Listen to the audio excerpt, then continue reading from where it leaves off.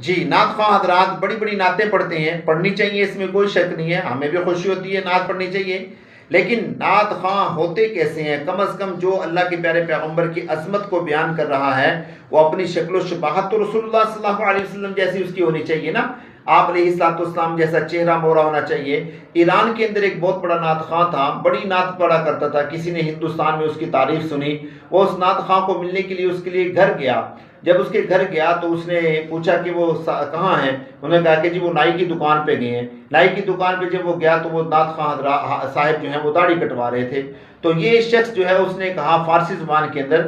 آغا ریش تو تراشیدی،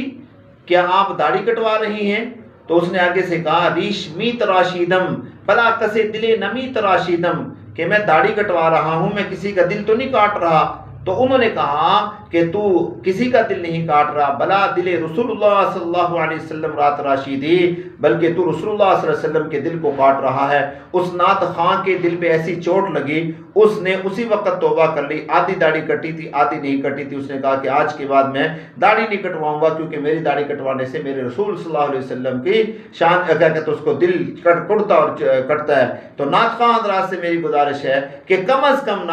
نعت پڑھنے کے لیے اللہ کے پیارے پیغمبر جیسا چہرہ تو ہونا چاہیے۔